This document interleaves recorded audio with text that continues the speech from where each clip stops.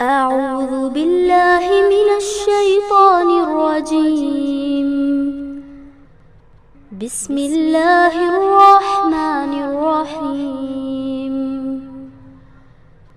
اقرأ باسم ربك الذي خلق. خلق الإنسان من علق. اقرأ وربك الأكرم. الذي علم بالقلم. علم الإنسان ما لم يعلم. رب اشرح لي صدري ويسر لي أمري واحلل عقدة من لساني يفقهوا قولي. ربي زدني علما ربي يسر ولا تعسر وتمم بالخير.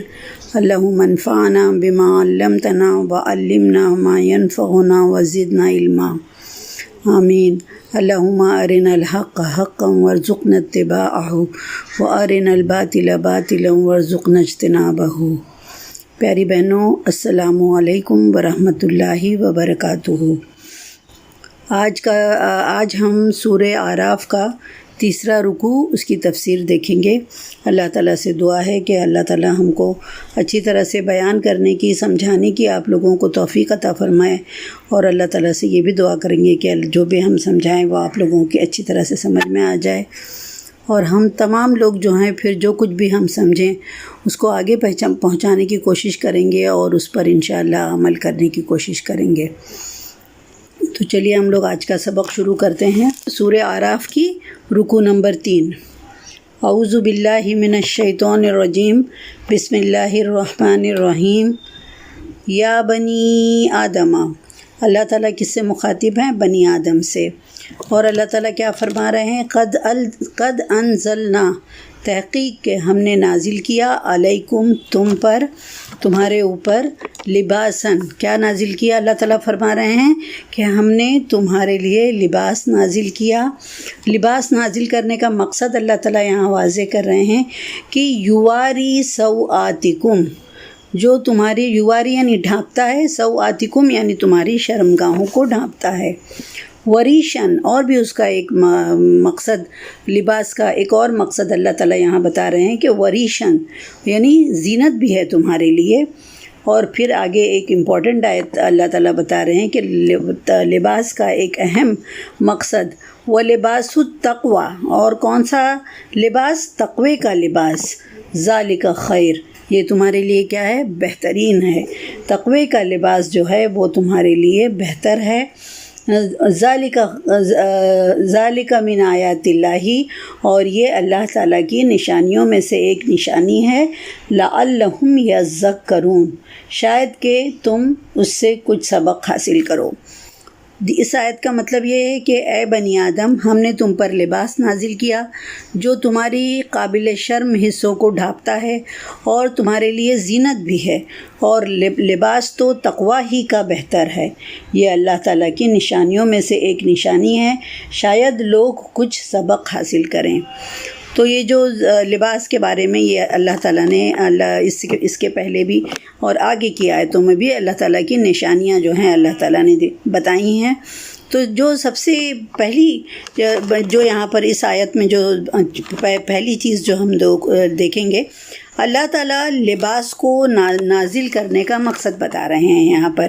یعنی جب آدم علیہ السلام تھے، ہم تاریخ پر نظر ڈالیں، جب آدم علیہ السلام کو اور بی بی حوا کو اللہ تعالیٰ نے جنت میں رکھا ہوا تھا اور ان سے کہا تھا کہ وہ جو ہے اس درخت کا پھل مت کھانا، اور پھر شیطان نے ان کو بہکایا، طرح طرح سے بہکایا شیطان نے ان کو، اور وہ جو ہے انہوں نے اس پھل کو کھا لیا، اس درخت کے پھل کو کھا لیا شیطان کے بہکاوے میں آ کے ان دونوں نے. تو پھر جو ہے ان کے جو ہے سطر ان کے اوپر کھل گئے. تو یہ جو ہے فطرت میں یہ رکھا گیا ہے، اور اللہ تعالیٰ نے الہام کیا ہے کہ ہاں انسان جو ہے اس کو اپنے قابل شرم حصوں کو ڈھانپنا چاہیے. اور یہ جو شرم و حیا جو ہے وہ انسان کی فطرت میں رکھی گئی ہے.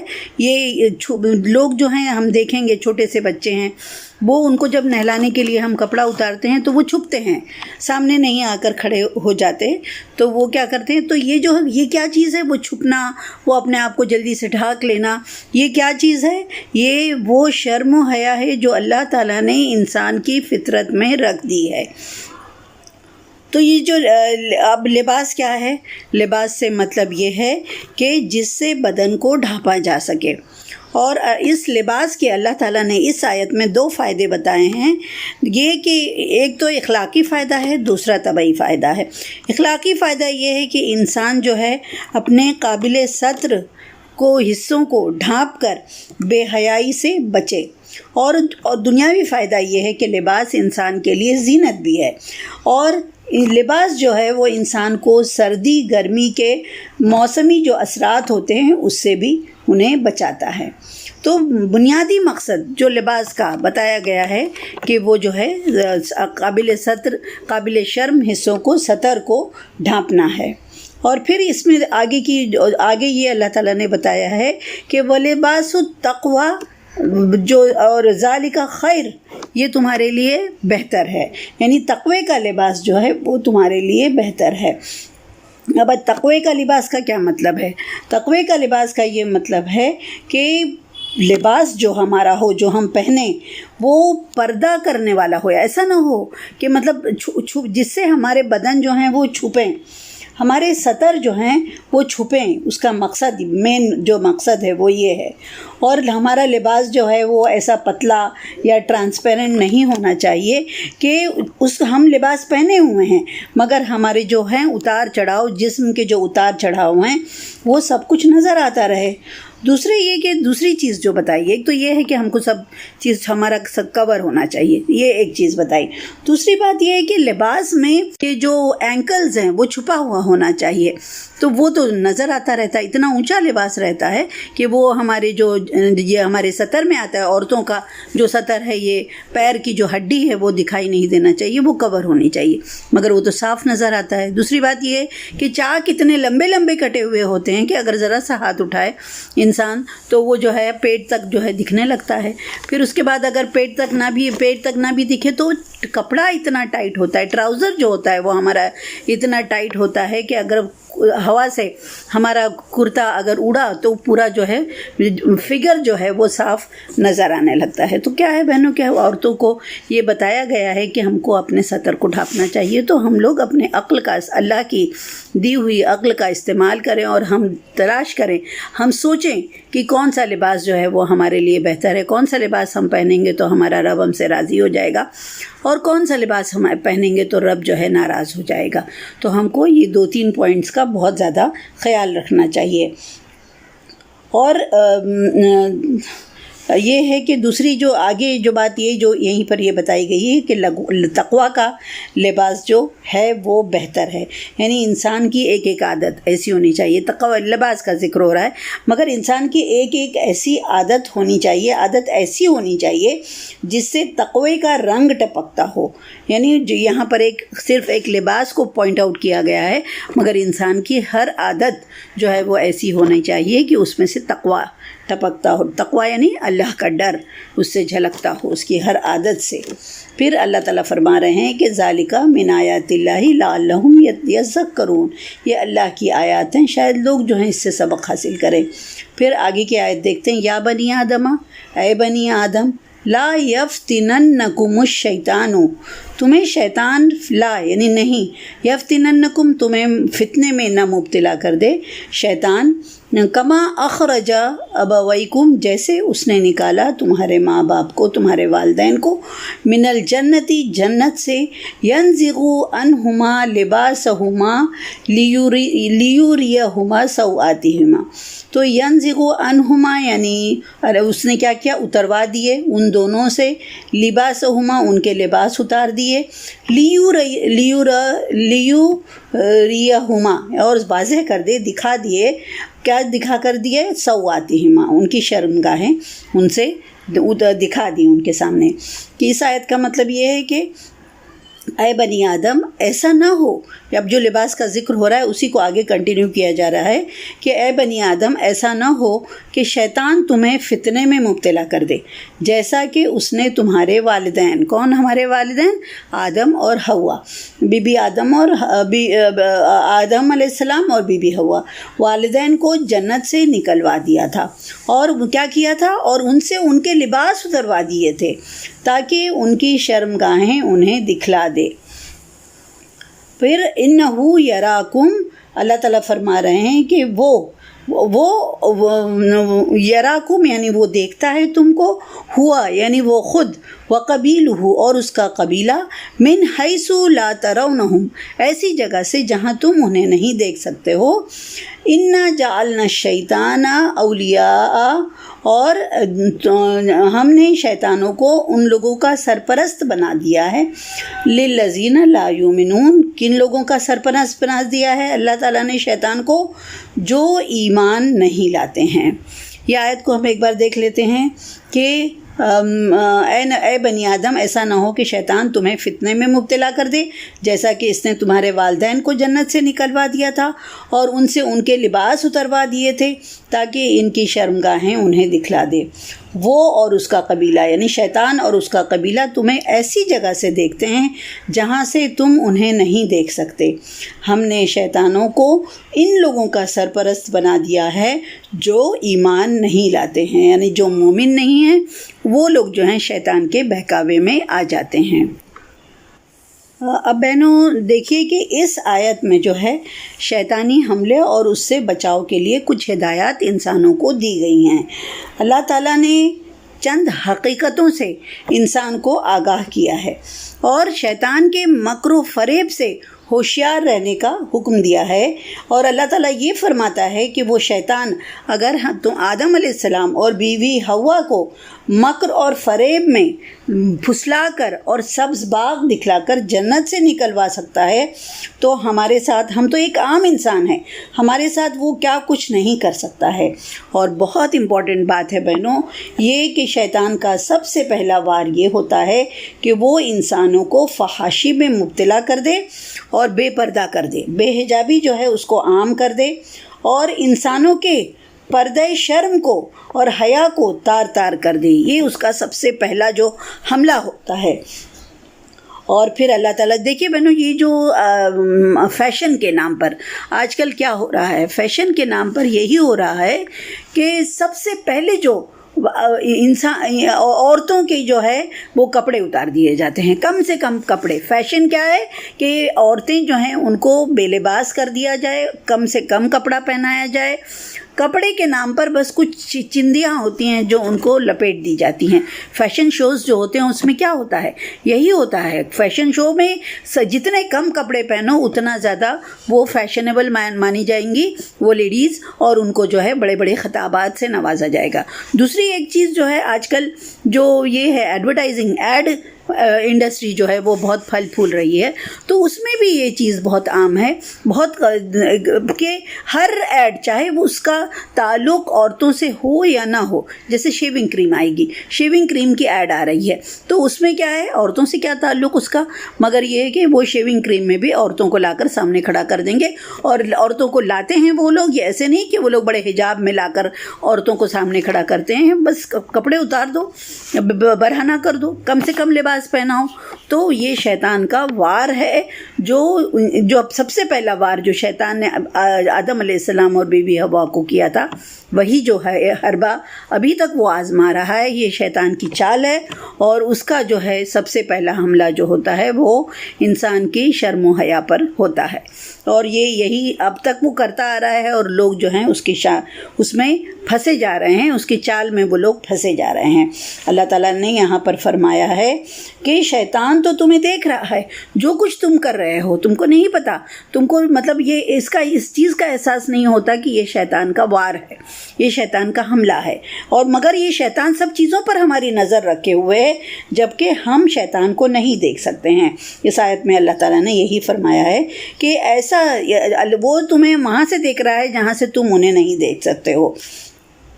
تو یعنی انسان جو شیطان جو ہے انسان کا دشمن جو ہے وہ کیا ہے، ہر وقت اس پر نظر رکھے ہوئے ہے، اور جب بھی جیسے ہی انسان جو ہے وہ غفلت میں ہوا اور اس کا وار جو ہے وہ کر دیتا ہے اپنا وار، اور وہ شدید ترین وار کرتا ہے، اور اس کا پھر اللہ تعالیٰ نے آگے بھی بتا دیا کہ اس کا وار صرف ان لوگوں پر، اس کا حملہ، اس کی حملے کی زد میں صرف وہی لوگ آ سکتے ہیں جو لوگ ایمان نہیں لاتے ہیں، کیونکہ جو ایمان والے ہوتے ہیں وہ اللہ کی فرما برداری کرنے والے ہوتے ہیں، اور وہ اللہ کے پناہ میں آ جاتے ہیں وہ لوگ، تو جو خود تو ان شیطانوں کو دیکھتا ہے، اللہ تو شیطانوں کو دیکھ رہا ہے، لیکن شیطان جو ہے وہ اسے نہیں دیکھ سکتا ہے۔ اب جو ہے معاملہ بالکل الٹ ہو جاتا ہے، تو ایسے لوگ جو ہیں جو اللہ کی پناہ میں آ جاتے ہیں، ایسے لوگوں پر شیطان کا حملہ بہت کم کارگر ہوتا ہے، اور اگر کسی وقت مان لیجئے شیطان کے بہکاوے میں آ کر اگر کچھ گناہ ہو بھی جائیں تو کیا ہوتا ہے کہ اللہ تعالیٰ فوراً وہ اللہ کی طرف رجوع کر لیتا ہے، اللہ سے معافی مانگ لیتا ہے، اللہ کے دامن میں پناہ لے کر شیطان کے حملے سے وہ پاک صاف ہو جاتا ہے، جو بھی اس کے اثرات ہوتے ہیں اس سے وہ پاک ہو جاتا ہے۔ تو اب کیا صاف صاف یہاں پر بتا دیا کہ شیطان کا جو وہ ہے زور کس کے اوپر چلتا ہے، ان لوگوں کے اوپر چلتا ہے جو لوگ جو مومن نہیں ہیں، جو اللہ کی آیات پر عمل نہیں کرتے ہیں، انہی پر شیطان کا زور جو ہے وہ چلتا ہے۔ اور شیطان کیا کرتا ہے؟ شیطان یہی کرتا ہے کہ وہ بری چیزوں کو خوشنما بنا کر لوگوں کے سامنے پیش کرتا ہے۔ کبھی وہ یہ نہیں کہتا کہ میں شیطان ہوں، میں تم کو بہکانا چاہتا ہوں۔ اس نے جب آدم علیہ السلام اور بی بی حوا کو بھی جب بہکایا تھا تو اس نے یہی کیا تھا، اس نے کہا تھا کہ تم اس درخت، میں تو تمہارا خیر خواہ ہوں، میں تو تمہاری بھلائی چاہتا ہوں، میں تو یہ چاہتا ہوں کہ تم کو ہمیشگی کی زندگی مل جائے، اور طرح طرح کے اس نے سبز باغ دکھلائے اور بہکایا ان کو، اور جب تک ان کے اوپر ایسا نہیں ہوا کہ ایک دن اس نے کہا اور یہ لوگ مان لیے اور یہ لوگ اس کے بہکاوے میں آگے، نہیں، وہ مسلسل بہکاتا رہا، مسلسل وسوسے ڈالتا رہا، سبز باغ دکھلاتا رہا، آخر ایک وقت آ گیا کہ انہوں نے اس درخت کا پھل جو ہے وہ کھا لیا۔ تو بالکل بہنوں دیکھیے، ہم تو غافل ہو جاتے ہیں مگر شیطان ہم سے غافل نہیں ہوتے ہیں، وہ اور اس کا قبیلہ ہر وقت طاق میں رہتے ہیں کہ جہاں کچھ ہی دیر کے لیے ہمارا ایمان جو ہے ڈگمگائے اور وہ حملہ ہمارے اوپر کر دیتا ہے۔ اور پھر کیا ہے، پھر آگے کی آیت دیکھیے، وَإِذَا فعلوا فاحشة، اور جب بھی وہ کوئی شرمناک کام کرتے ہیں، فحش کام کرتے ہیں، کون لوگ؟ جو مومن نہیں ہیں، تو وہ کیا کہتے ہیں؟ قالوا وجدنا علیہ آباءنا، تو وہ ان کا ایکسکیوز کیا ہوتا ہے؟ ان کا ایکسکیوز یہی ہوتا ہے کہ ہم نے اپنے باپ دادا کو اسی طریقے پر پایا۔ قل، آپ کہہ دیجئے، ان اللہ لا یأمر بالفحشاء، اللہ تعالیٰ فرما رہے ہیں اللہ کے رسول صلی اللہ علیہ وسلم سے کہ جب وہ لوگ یہ بات کہتے ہیں کہ ہم نے ہم نے اپنے باپ دادا کو اسی پر پایا، واللہ امرنا بہا، اور وہ یہ بھی ساتھ میں کہتے ہیں کہ ہم نے اپنے باپ دادا کو اسی طریقے پر پایا، اور وہ یہ کہتے ہیں کہ اللہ نے ایسا ہمیں کرنے کا حکم دیا ہے۔ تب اللہ تعالیٰ فرما رہے ہیں کہ قل ان اللہ، آپ کہہ دیجئے کہ بے شک اللہ لا یامر، نہیں حکم دیتا ہے، بالفحشاء، فحش کا حکم اللہ تعالیٰ نہیں دیتا ہے۔ اتقولون علی اللہ، کیا تم کہتے ہو اللہ پر ما لا تعلمون، جو تم نہیں جانتے ہو؟ تو یعنی جب ان سے کہا جاتا ہے کہ کوئی ایسا شرمناک کام مت کرو، تو وہ ہمیشہ ان کے پاس یہی ایکسکیوز رہتا ہے کہ ہم نے اپنے باپ دادا کو اسی طریقے پر پایا ہے، اور ساتھ میں یہ بھی کہتے ہیں اللہ نے ہمیں ایسا کرنے کا حکم دیا ہے۔ تو یہ جو ہے پہلے زمانے میں دور جاہلیت میں عرب کے لوگ جو تھے وہ برہنہ ہونا، یعنی ایک دوسرے کے سامنے ننگا ہونا، اس کو کوئی برا کام نہیں سمجھتے تھے، یعنی وہ بغیر کسی اوٹ کے، بغیر کسی آڑ کے وہ سامنے برہنہ ہو کر نہانا، راستے میں بلا جھجک جو ہے وہ پیشاب کرنے کے لیے، رفع حاجت کے لیے بیٹھ جانا، اور اگر کوئی گروپ میں ہم لوگ بیٹھے ہوئے ہیں، کسی محفل میں بیٹھے ہوئے ہیں، اگر سطر کھل جائے تو وہ لوگ اس بات کو کوئی عیب نہیں سمجھتے تھے۔ اہل عرب جو کیا کرتے تھے، وہ خانہ کعبہ کا طواف بھی وہ لوگ برہنہ ہو کر کرتے تھے، اور انہوں نے کیا کیا تھا، اپنے اس فعل کو، یعنی کون سا فعل؟ برہنہ ہو کر خانہ کعبہ کا طواف کرنا، یہ انہوں نے تقدس کا درجہ دے کر رکھا تھا، یعنی بڑا اچھا اللہ کو پسندیدہ فعل جو ہے انہوں نے یہ سمجھ لیا تھا۔ اور وہ عورتیں جو تھیں خاص طور سے دور جاہلیت میں وہ مردوں سے اور بھی آگے تھیں وہ لوگ۔ تو یعنی خانہ کعبہ کا اتنا نیک کام، پاک کام جو کرنا ہے، طواف کرنے والا کام جو ہے، وہ لوگ برہنہ طواف کرنے میں بھی ہچکچاتے نہیں تھے، بلکہ وہ جو ہے اس کو پسندیدہ فعل جو ہے وہ کہا جاتا تھا۔ اور اس کے بعد ایک اور جب سن 8 ہجری میں جب مکہ فتح ہو گیا تو اس کے بعد جو حج کا موسم آیا، اس میں اللہ کے رسول صلی اللہ علیہ وسلم نے ابو بکر صدیق رضی اللہ تعالیٰ عنہ کو امیر حج بنا کر بھیجا، اور بعد میں ان کے پیچھے پیچھے حضرت علی کو بھی بھیجا، اور وہاں پر گئے وہ لوگ، اور حج کے اجتماع میں، حج کے بھیڑ میں انہوں نے یہ عام اعلان کیا۔ دو عام اعلانات اس سال کیے گئے تھے، اور وہ 2 اعلانات یہ تھے کہ اس سال کے بعد کوئی مشرک شرک کرنے والا بیت اللہ میں داخل نہیں ہو سکتا ہے۔ یہ اللہ کا گھر ہے، اور یہاں پر جو اللہ کو ماننے والے مومن لوگ ہیں، ایمان والے ہیں، صرف وہی حج کرنے کے لیے آ سکتے ہیں، اور کوئی یہاں پر کوئی مشرک آج کے بعد بیت اللہ میں داخل نہیں ہو سکتا ہے۔ اور دوسرا یہ اعلان کیا گیا تھا کہ آئندہ کوئی ننگے ہو کر خانہ کعبہ کا طواف نہیں کرے گا۔ یہ بخاری کی حدیث ہے بہنوں۔ تو یہ جو وہ لوگ کہتے تھے کہ اللہ نے ہم کو اس کا حکم دیا ہے، یعنی ان کی اتنی، وہ لوگ اپنے برے کام میں اتنے ڈھیٹ ہو جاتے تھے وہ لوگ، کہ وہ لوگ ہر برا کام اللہ کی طرف جو ہے اس کو منسوب کر دیتے تھے کہ اللہ نے ہمیں ایسا کرنے کا حکم دیا ہے۔ اللہ تعالیٰ فرما رہے ہیں اس آیت میں کہ اللہ نہیں حکم دیتا، فحش کام کرنے کا اللہ حکم نہیں دیتا ہے۔ تم کیوں اللہ پر وہ بات کرتے ہو جو تم نہیں جانتے ہو؟ ایسی باتیں تم کو نہیں کرنی چاہیے۔ اب جو اللہ تعالیٰ یہ جو جس کام میں بے حیائی کا حکم ہوگا وہ اللہ کا حکم نہیں ہو سکتا، جس کام میں بے حیائی ہو وہ اللہ کا حکم ہو ہی نہیں سکتا ہے۔ اور جو مشرکین مکہ جو ہے وہ جو ننگا ہونا اس کو برا کام نہیں سمجھتے تھے، اور جب انہیں اس کام سے روکا جاتا تھا تو وہ یہ جواب دیتے تھے کہ ہم نے اپنے باپ دادا کو بھی خانہ کعبہ کا طواف ایسے ہی کرتے ہوئے دیکھا ہے، وہ بھی یہی کچھ کیا کرتے تھے، تو وہ تو بزرگ تھے، وہ تو ہم سے زیادہ دیندار تھے، اگر وہ یہ کام کرتے تھے تو ہم کیوں نہ کریں۔ وہ لوگ یہی، یعنی تقلید آبا، یہی کہا جاتا ہے نا کہ باپ دادا کی اندھی تقلید جو تھی، ان کا یہ جواب تھا کہ ہمارے سب سے بڑے باپ اور بزرگ آدم علیہ السلام، جب یہ ہے اللہ تعالیٰ نے یہ جواب دیا ان کو کہ تمہارے باپ یعنی آدم علیہ السلام اور بی بی حوا جب وہ شیطان کے بہکاوے میں آ گئے تو پھر یہ لوگ جو ہیں وہ کیوں، وہ بزرگ جن کو تم کہتے ہو کہ ہمارے باپ دادا بھی تو ایسا کرتے تھے، اگر آدم علیہ السلام شیطان کے بہکاوے میں آ گئے تو یہ جو تمہارے آبا و اجداد تھے وہ کیوں شیطان کے بہکاوے میں نہیں آ سکتے ہیں۔ اور وہ جو ہے جب اس طرح طواف کرنا، برہنہ ہو کر طواف کرنا، وہ یہ جو ہے اس کو کیا سمجھتے تھے؟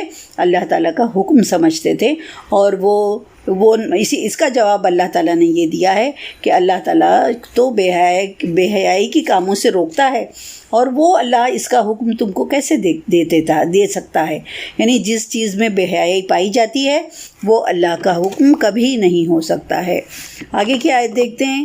قل، آپ ان سے کہہ دیجئے، امر ربی بالقسط، اللہ تعالیٰ نے تو ہمیں انصاف کا حکم دیا ہے، وَأَقِیمُوا، اور قائم کرو، وجوہکم، اپنا چہرہ، یعنی اپنی توجہ، عند کل مسجد، یعنی ہر مسجد میں، یعنی نماز کے وقت، وَادْعُوهُ، اور کیا کرو؟ پکارو اسے، کس کو پکارو؟ اللہ کو پکارو، مخلصین لہ الدین، خالص کر کے اس کے لیے اپنا دین، کما بدأکم، جیسے اللہ تعالیٰ نے تمہیں پہلے پیدا کیا تھا، تعودون، اسی طرح تم پھر پیدا کیے جاؤ گے۔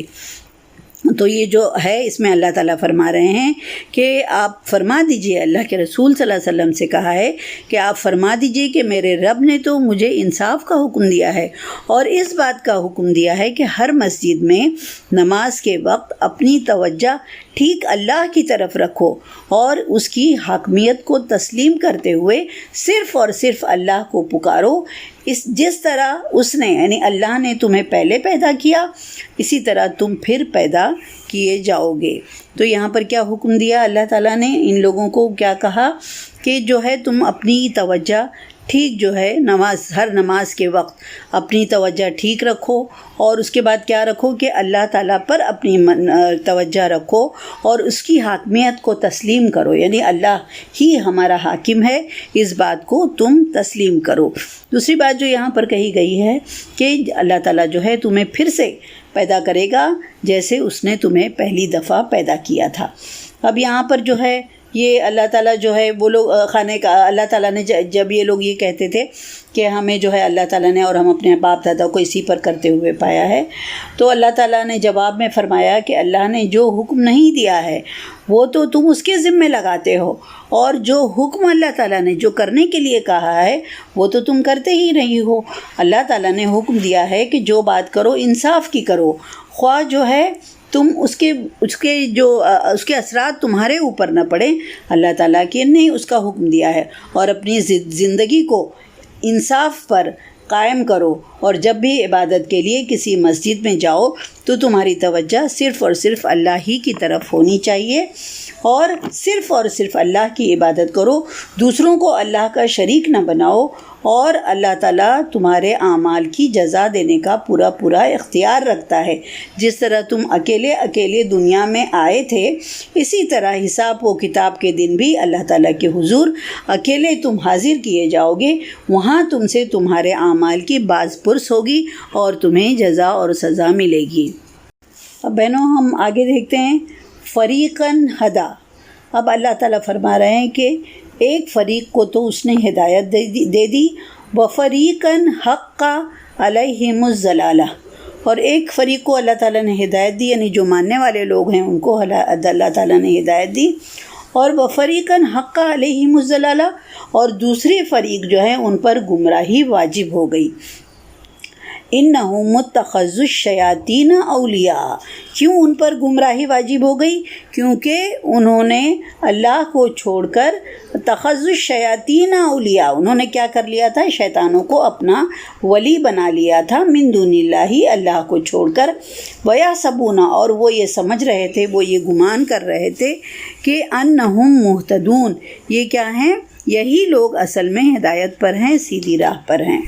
تو اللہ تعالیٰ فرما رہے ہیں اس آیت میں کہ ایک فریق کو تو اس نے ہدایت کی ہے اور دوسرے فریق پر گمراہی واجب ہو گئی ہے، کیونکہ انہوں نے اللہ کو چھوڑ کر شیطانوں کو اپنا سرپرست بنا لیا تھا، اور اس کے بعد وہ لوگ کیا سمجھ رہے تھے کہ وہی جو ہیں وہ سیدھی راہ پر ہیں، وہی اصل میں ہدایت پر ہیں۔ تو یہاں پر اللہ تعالیٰ یہ فرما رہے ہیں کہ دو طرح کے کیریکٹرز کا ذکر جو ہے وہ یہاں پر کیا گیا ہے۔ ایک وہ ہیں جو شیطان کی راہ پر چلنے والے ہیں، دوسرے آدم علیہ السلام، دوسرے اولاد آدم جو ہیں وہ اللہ کی راہ پر چلنے والے ہیں۔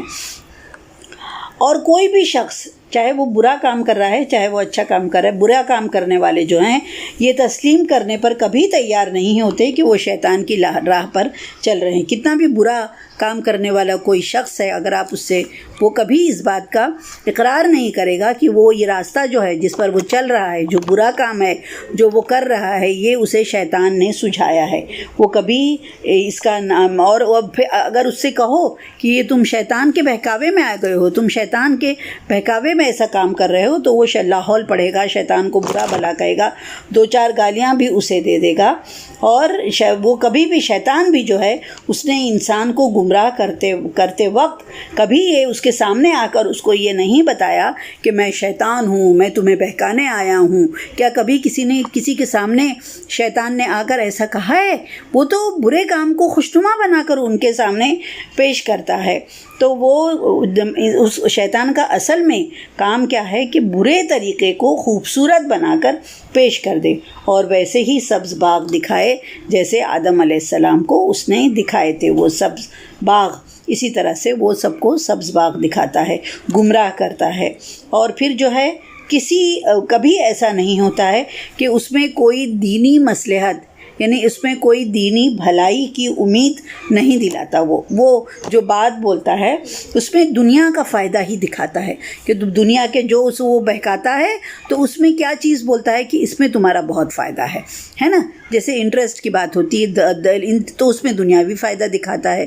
کوئی بھی برا کام جو ہوتا ہے وہ دنیاوی فائدہ دکھاتا ہے. اس طرح انسان جو ہے اس کے بہکاوے میں آ جاتا ہے. اور جس شخص نے اللہ کی سیدھی راہ سے تھوڑا بھی ہٹا تو وہ سمجھ جائیے کہ وہ شیطان کے بہکاوے میں آ چکا ہے. کیونکہ اللہ کے راستے کے علاوہ باقی جتنے بھی راستے ہیں وہ سب شیطان کے راستے ہیں. اور دیکھیے اللہ کے رسول صلی اللہ علیہ وسلم نے ایک لائن کھینچی تو صحابہ نے پوچھا کہ اللہ کے رسول یہ کیا ہے؟ تو اللہ کے رسول صلی اللہ علیہ وسلم نے فرمایا کہ یہ سیدھی راہ ہے، یہ سیدھی راہ صراط مستقیم ہے جو کہاں لے کر جاتی ہے؟ تمہیں اللہ کی طرف لے کر جاتی ہے. اور ایک لائن کھینچی اللہ کے رسول صلی اللہ علیہ وسلم نے، وہ بہت ساری لائنیں ٹیڑھی میڑھی لائنیں کھینچی. صحابہ نے پوچھا اللہ کے رسول یہ کیا ہے؟ تو اللہ کے رسول صلی اللہ علیہ وسلم نے کہا کہ یہ جو ہے بہت ساری ٹیڑھی میڑھی راہیں جو ہیں یہ جہنم کی طرف لے کر جاتی ہیں. صراط مستقیم جو ہے سیدھی راہ جو ہے وہ ایک ہے، اور جو ٹیڑھی میڑھی راہیں ہیں جہنم کی طرف جانے والے جو راستے ہیں وہ بہت سارے ہیں، ایک راستہ نہیں ہے وہ. اور باقی ایک سیدھے راستہ جو ہے وہ اللہ کی طرف لے جاتا ہے، باقی سارے راستے جو ہیں وہ شیطان کی طرف لے کر جاتے ہیں. ٹیڑھی میڑھی جتنی راہیں ہیں سب شیطانی راہیں ہیں. اور شیطان کبھی بھی کوئی اچھی بات نہیں سجھاتا ہے. لہٰذا شیطان اور اس کا قبیلہ جو ہے وہ، اور اس کو جو ماننے والے وہ لوگ جو ہیں وہ ہمیشہ کبھی یہ نہیں سمجھتے کہ وہ جو بھی کام کر رہے ہیں برا کر رہے ہیں یا وہ شیطان کے بہکاوے میں آ گئے ہیں یا یہ سب شیطان کی چالیں ہیں. وہ کبھی نہیں سمجھتے، وہ ہمیشہ یہی سمجھتے ہیں کہ وہ جو بھی کر رہے ہیں وہ اچھا کام کر رہے ہیں. آخری آیت بچی وہ دیکھ لیتے ہیں. یا بنی آدم، اے بنی آدم خذوا زینتکم. پھر وہی بات آ گئی کہ جب جو ہے تم اپنی زینت کو آراستہ کرو. اور کب؟ عند کل مسجد، جب کہ تم مسجد میں جاؤ، یعنی جب تم نماز کے لیے جاؤ تو تم اپنی زینت کو آراستہ کرو. وکلوا، اور کھاؤ. واشربوا، اور پیو. ولا تسرفوا، اور اسراف نہ کرو. دیکھیے بہت امپورٹنٹ بات یہاں پر بتائی گئی ہے کہ اسراف مت کرو، فضول خرچی مت کرو. انہ لا یحب المسرفین، اور بے شک اللہ تعالیٰ جو ہے وہ اسراف کرنے والوں کو پسند نہیں کرتا ہے. تو یہاں پر کیا بتایا گیا؟ اے بنی آدم جب بھی کسی مسجد میں جاؤ یا نماز کے لیے جاؤ تو آراستہ ہو کر جاؤ. اور پھر نماز کے لیے جاؤ اور آراستہ ہو کر جاؤ. تو یعنی یہ ہے کہ زینت سے مراد کیا ہے؟ لباس ہے. اور یہ لباس کیسا ہونا چاہیے؟ آراستہ ہو کر جاؤ، یہ نہیں کہ چمک دھمک پہنو، نیو ڈریس نکالو اندر سے پہنو، بلکہ یہ بتایا گیا ہے یہاں پر کہ جب تم مسجد میں جاؤ تو تم جب نماز کے لیے جاؤ تو تمہارا لباس جو ہے وہ صاف ستھرا اور پاکیزہ ہونا چاہیے. یعنی اچھی طرح سے ہم کو کیا جانا ہے؟ نماز کے لیے جانا ہے. اور اللہ کے رسول صلی اللہ علیہ وسلم کے زمانے میں تو لوگوں کے پاس 2 کپڑے نہیں ہوتے تھے، تو جو ایک کپڑا ہوتا تھا اسی میں وہ لوگ نماز پڑھ لیا کرتے تھے. تو وہ جو ہے ہم کو اپنے سطر کو ڈھانکنا چاہیے. حضرت ابو ہریرہ کہتے ہیں آپ صلی اللہ علیہ وسلم نے فرمایا تم میں سے کوئی ایک کپڑے میں اس طرح نماز نہ پڑھے کہ اس کے کندھے پر کچھ نہ ہو. یعنی کندھا جو ہے وہ کور کر لینا چاہیے، ہم کو لپیٹ لینا چاہیے. الحمدللہ اللہ کا شکر احسان ہے کہ ہمارے پاس آج ایسا وقت نہیں آیا ہے. ہماری الماریاں جو ہیں وہ کپڑوں سے بھری رہتی ہیں. تو یہ آیت جو ہے یہ کہ ایک کپڑے میں نماز پڑھ لیا کرو، تو الحمدللہ ایسا وقت ہم لوگوں پر نہیں آیا ہے. تو یہ ہے کہ مگر یہ اجازت ہے کہ اگر ایک کپڑا بھی ہے تو تمہاری نماز جو ہے وہ ہو سکتی ہے، بشرطے کہ تم اپنی پنڈلیوں کو ڈھانپ لو، بدن کو ڈھانپ لو. اور پھر یہی کہ سر چھپانے کے لیے اگر کچھ نہیں ہے مردوں کے لیے تو وہ کیا کریں، ان کا سر اگر ننگا ہو تو بھی وہ لوگ نماز پڑھ سکتی ہوں، ان کی نماز جو ہے وہ ہو جائے گی. تو یہاں پر یہ چیز جو بتائی گئی ہے وہ یہی بتائی گئی ہے کہ کیا کرنا چاہیے. نماز کے وقت جو ہے اپنی زینت کو آراستہ کر لو، یعنی صاف ستھرے کپڑے پہن لو اور خشوع و خضوع کے ساتھ جو ہے ہم کو نماز کے لیے جانا چاہیے. دوسری بات یہ ہے کہ ہے کلو واشربو، اور کھاؤ اور پیو. ولا تسرفو، اور اسراف نہ کرو. یعنی اسراف کرنے والوں کو اللہ تعالیٰ جو ہے پسند نہیں کرتا ہے. یعنی یہ دیکھیے اس میں بہنوں جو یہ ہے ڈاکٹرز بھی ہیں اس بات میں ان کا بھی اتفاق ہے کہ ساری آدھی بیماریوں کی جڑ جو ہے یہ اکثر جو ہے خوراک کی زیادتی ہوتی ہے. انسان زیادہ کھانا کھا لیتا ہے، زیادہ چڑھا کر کھا لیتا ہے، بد احتیاطی کے ساتھ وہ کھانا کھاتا ہے. تو یعنی یہ کہ وقت بے وقت کھانا اور بد پرہیزی، یہی جو کیا ہے فضول خرچی ہے نا. بد پرہیزی کرنا، ہم کو اپنے جسم کا، تمہارے جسم کا بھی تمہارے اوپر حق ہے، تو ہم کو کیا کرنا ہے، بد پرہیزی نہیں کرنا ہے، بہت زیادہ نہیں کھانا ہے. تو اس سے کیا جو ہوتے ہیں بہت سارے نقصانات ہوتے ہیں، مطلب دنیاوی نقصانات بھی ہوتے ہیں کہ ہماری صحت اچھی نہیں رہتی ہے. دوسرا ایک جو اخلاقی نقصان اس کے اندر بتایا گیا ہے وہ یہ ہے کہ جو انسان صرف اپنے کھانے پینے کی فکر میں ہی پڑا رہے گا، دوسروں کے اوپر احسان کرنا تو درکنار، وہ دوسروں کے جائز حقوق ادا کرنے کے قابل بھی نہیں رہے گا. وہ کیا کرے گا، اس کو ہر وقت اپنے ہی کھانے پینے کی پڑی رہے گی، تو وہ دوسروں کو ان کا حق کب ادا کرے گا. وہ اس سے اللہ کے رسول صلی اللہ علیہ وسلم نے بھی ہمیں شدت سے منع فرمایا ہے، اور اس کے نتائج بھی ہوتے ہیں جو اچھے نہیں ہوتے ہیں. تو یہاں پر ہم کو اس آیت میں بتایا گیا ہے کہ نماز کے وقت جو ہے اپنی زینت کو آراستہ کرو اور کھاؤ اور پیو. کھانے پینے سے نہیں روکا گیا ہے، بلکہ ہم کو کیا کہا گیا ہے، اسراف کرنے سے منع کیا گیا ہے کہ اسراف مت کرو، زیادہ چڑھا کے مت کھاؤ، بہت زیادہ ہر وقت کھانے پینے کی فکر میں مت لگے رہا کرو، بلکہ ہم کو کیا کرنا ہے، دوسروں کا بھی خیال کرنا ہے. امید کرتی ہوں کہ آپ کو سمجھ میں آ گیا ہوگا. صدق اللہ العلی العظیم. اللہ تعالیٰ سے دعا ہے کہ اللہ تعالیٰ جو بھی چیزیں ہم نے آج سمجھی اور اللہ تعالیٰ اس پر ہم کو عمل کرنے کی توفیق عطا فرمائے. دعا پڑھ لیتے ہیں. قرآن کے پڑھنے کے بعد کی دعا. بسم اللہ الرحمن الرحیم. اللہم آنس وحشتی فی قبری، اللہم ارحمنی بالقرآن العظیم واجعلہ لی اماما ونورا وہدا ورحمہ. اللہم ذکرنی منہ ما نسیت وعلمنی منہ ما جہلت وارزقنی تلاوتہ آناء اللیل وآناء النہار واجعلہ لی حجۃ یا رب العالمین. آمین یا رب العالمین. السلام علیکم ورحمۃ اللہ وبرکاتہ.